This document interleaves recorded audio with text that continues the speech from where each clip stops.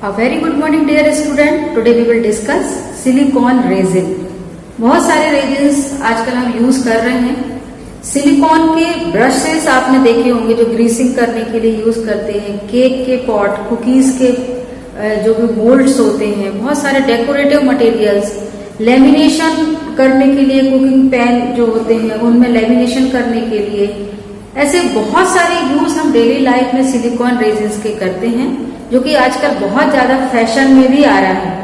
क्योंकि केक के पॉट जो एल्यूमिनियम के बनते थे आजकल अब सिलिकॉन्स के बनने लगे हैं, तो ये आजकल बहुत अच्छा फैशन में भी आ रहा है और बहुत अच्छे से हीट रेसिस्टेंस होने की वजह से इनका यूज हम डिफरेंट वे में करते हैं। आज हम उसकी केमिस्ट्री देखते हैं कि एक्चुअल में what is the chemistry of silicon resin, किस तरीके से ये बनते हैं, किस टाइप से ये बनाए जाते हैं, मैन्युफैक्चरिंग कैसे होती है, वो सारी चीजों की हम बात करेंगे। सबसे पहले तो जो सिलिकॉन है वो कार्बन ग्रुप का है। कार्बन की 4 वैलेंसी होती है, सिमिलरली सिलिकॉन की भी 4 वैलेंसी होती है। तो जो 4 वैलेंसी है मतलब कहीं ना कहीं कोई ना कोई 4 चीजें उसके साथ जुड़ी हुई होंगी। तो इसको हम एक्चुअल में बोल रहे हैं ऑर्गेनो सिलिकॉन क्लोराइड या ऑर्गेनो सिलिकॉन हैलाइड्स। क्लोराइड की जगह हम कोई भी हैलोजेंस ले सकते हैं, पर जनरली क्लोराइड्स को ही प्रेफर करते हैं। तो ऑर्गेनो सिलिकॉन मीन्स एक पार्ट जो है वो ऑर्गेनिक मटेरियल का है, मतलब कोई भी एल्काइल ग्रुप उसके साथ जुड़ा हुआ है, और एक इसमें कोई भी हैलाइड्स जुड़ा हुआ है। अब टोटल हमको करना है 4 वैलेंसी। तो 4 वैलेंसी करने के लिए देखिएगा तीनों का कॉम्बिनेशन बनाना है। यदि हम R3 कर लें, मतलब एल्काइल हमने 3 ले लिए हैं, 3 एल्काइल ले लिए तो क्लोराइड इसमें एक ही जुड़ा रहेगा। यदि हम यहाँ पर एल्काइल ग्रुप को 2 ले रहे हैं तो 2 क्लोराइड जुड़ जाएंगे, तो फिर वैलेंसी 4 हो जाएगी सिलिकॉन की। यदि हम यहाँ पर यदि हम ले रहे हैं तो हमारा क्लोराइड कितना हो जाएगा, 3 क्लोराइड हो जाएंगे। तो इस तरीके के डिफरेंट टाइप्स के रेजिन्स या पॉलीमर का हम फॉर्मेशन करते हैं और उसके डिफरेंट यूजेस होते हैं, तो उनको हम डिफरेंट वे में हम यूज कर सकते हैं। अब सबसे पहले तो हम स्टार्ट करते हैं कि एक्चुअली ये बनता कैसे है, फिर इसकी पूरी और केमिस्ट्री, किसका कैसे हाइड्रोलिसिस होता है, वो सारी चीजें अलग से समझेंगे। देखिएगा, चूंकि हमको ऑर्गेनो सिलिकॉन क्लोराइड बनाना है, मीन्स इसमें जो रॉ मटेरियल ले रहे हैं वो ले रहे हैं सिलिकॉन टेट्राक्लोराइड, और एक ये हमने लिया है ग्रिग्नार्ड रिएजेंट। ग्रिग्नार्ड रिएजेंट आप लोगों को बहुत अच्छे तरीके से पता होगा, CH3MgCl। अब इनको दोनों को हमने रिएक्टर में डाला है, और रिएक्टर में डालने के बाद जब हम सिलिकॉन रेजिन बनाएंगे तो हमारे पास 2 तरीके होते हैं। एक तो डायरेक्ट कैटलिस्ट की प्रेजेंस, कैटलिस्ट इसमें लिया जाता है प्लेटिनम, तो प्लेटिनम कैटलिस्ट लेकर के सीधे सीधे कैटालाइटिक कंडेंसेशन टैंक में इसको डालते हैं, और जैसे ही इसके अंदर हम डालते हैं कैटलिस्ट की प्रेजेंस होती है, इसमें यहाँ पर हाई मॉलिक्यूलर वेट वाला एक पॉलीमर बनता है जिसको हम सिलिकॉन रेजिन बोलते हैं। फिर इसके बाद इसका क्रॉस लिंकिंग हम कर सकते हैं।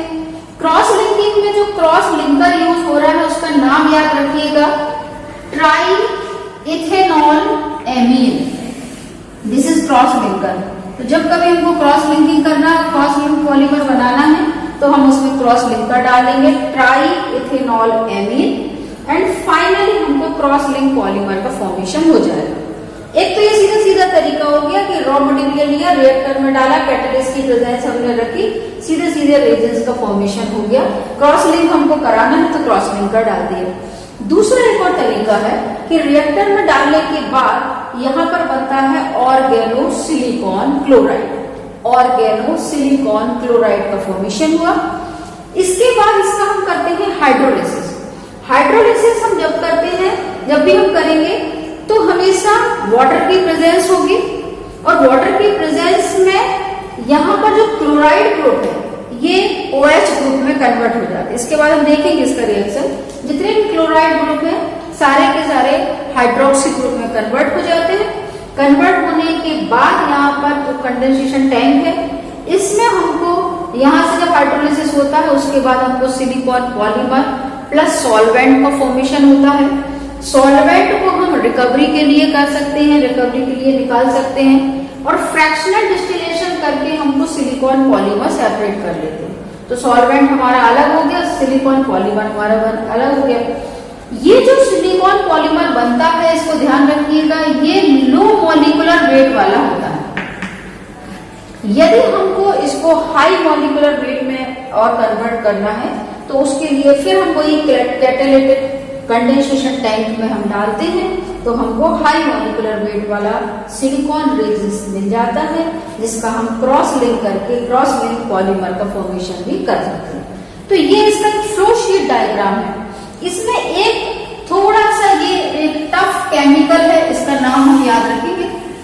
हमने यहाँ पर देखा है कि प्लेटिनम को एज ए कैटलिस्ट हम यूज कर रहे हैं और ट्राई इथेनॉल एमीन को as a cross linker use कर रहे हैं। और होता क्या है, कभी कभी प्री मैच्योर क्रॉस लिंकिंग की पॉसिबिलिटी भी इसमें होती है। तो उसको रोकने के लिए, प्री मैच्योर हो जाएगा तो प्रोडक्ट हमारा खराब हो जाएगा, हमारा प्रॉपर तरीके से पॉलीमर तो बन नहीं पाया है और उसमें क्रॉस लिंकिंग होने लगा। तो क्रॉस लिंकिंग होगा तो प्रोडक्ट हमारा खराब हो जाएगा। तो उसको जो प्री मैच्योर क्रॉस लिंकिंग को रोकने के लिए ये हमने एक केमिकल यूज किया, इसका नाम थोड़ा सा टफ है पर याद करिएगा, divinyltetramethyldisiloxane. Divinyltetramethyldisiloxane. तो ये भी आप आंसर में मेंशन करेंगे तो बहुत अच्छा इफेक्ट पड़ेगा उस चीज का।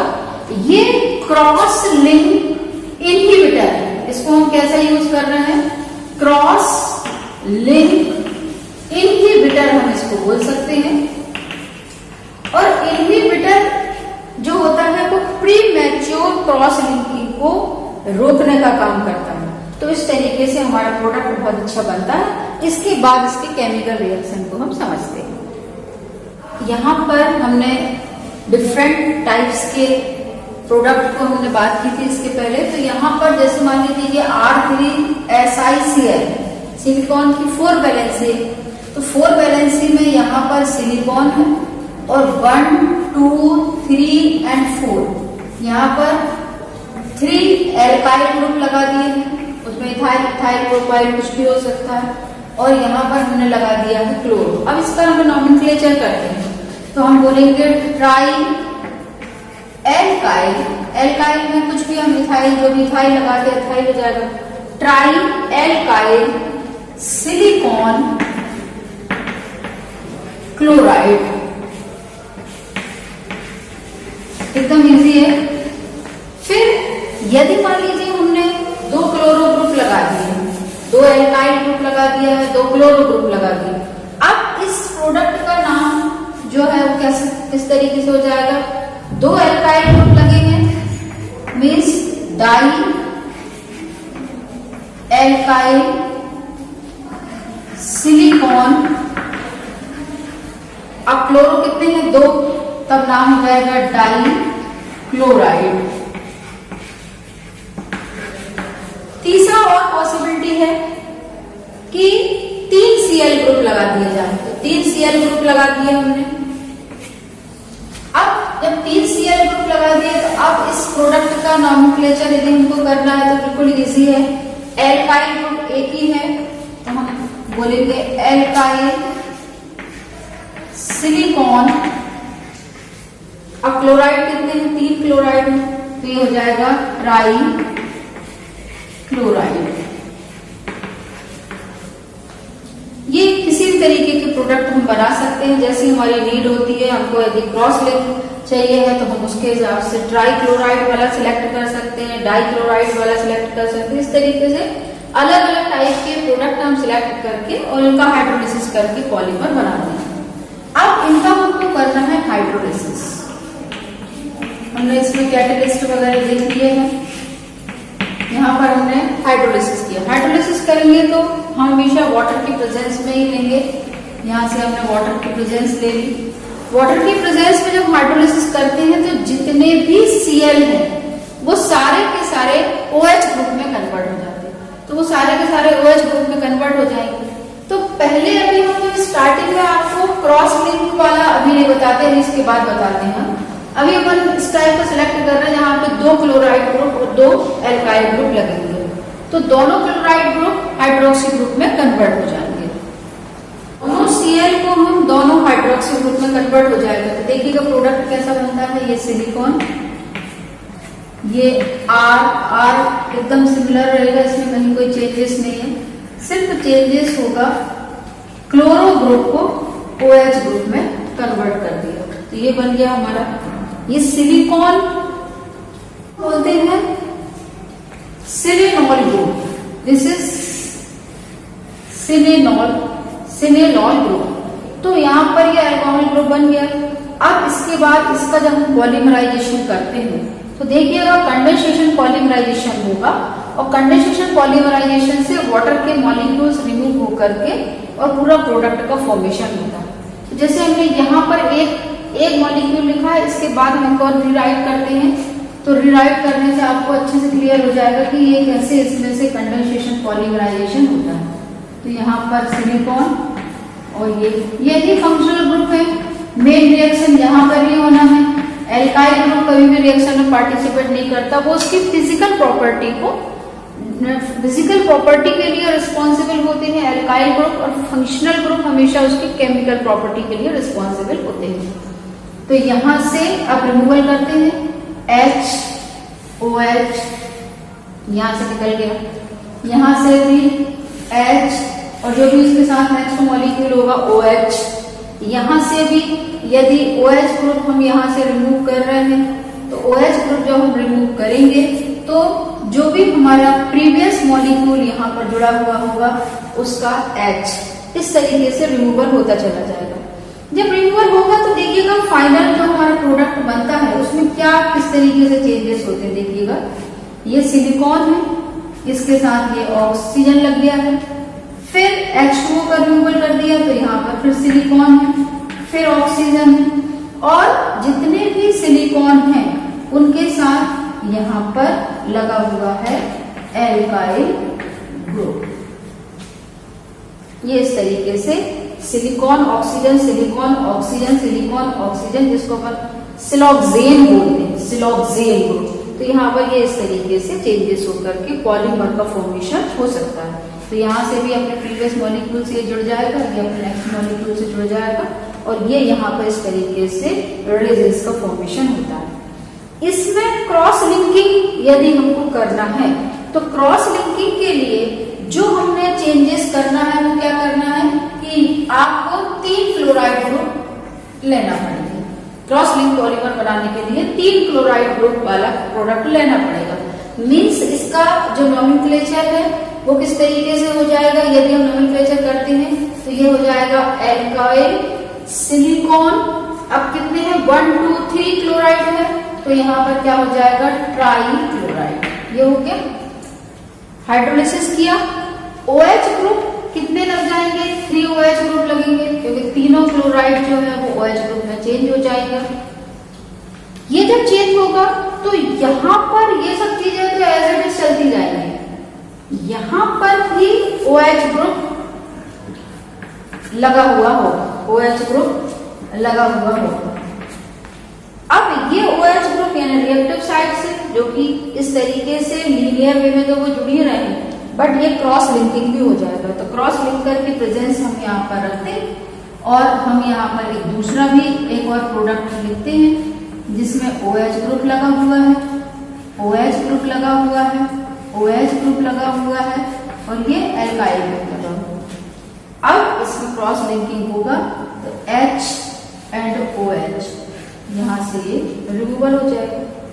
यदि हम एक और लिख देते हैं, यदि हम एक प्रोडक्ट और लिखते हैं तो आपको और अच्छे से इसमें क्लियर हो जाएगा H एंड OH। और जो लीनियर जो रिमूवल हो रहा है वो तो सेम हो रहा है जैसे इसके पहले भी अपन ने देखा था कि H2O का रिमूवल करना है तो H2O का रिमूवल करना है तो H एंड OH रिमूव हो जाएगा। ऐसे ही आगे भी OH लगा हुआ है, नेक्स्ट किसी मॉलिक्यूल का H, वो इस तरीके से यहाँ से रिमूवल होता चला जाएगा। तो जब रिमूवल इसमें होता है तो आप देखिएगा इसका जो फाइनल प्रोडक्ट जब अपन बनाते हैं तो हम H2O को रिमूव कर देते हैं। H2O को रिमूव करते हैं तो आप देखोगे कि सिलिकॉन एंड ऑक्सीजन का यहाँ पर ब्रिज बन रहा है, यहाँ पर भी सिलिकॉन और ऑक्सीजन का ब्रिज बन रहा है, यहाँ से भी H2O रिमूव हो जाएगा तो यहाँ पर सिलिकॉन एंड ऑक्सीजन का ब्रिज बना। ये इस तरीके से प्रोडक्ट हमारे बनते चले जाएंगे और एक बहुत ही अच्छा क्रॉस लिंक पॉलीमर का फॉर्मेशन हो जाएगा, जिसको हम क्रॉस लिंक सिलिकॉन रेजिन्स बोलेंगे।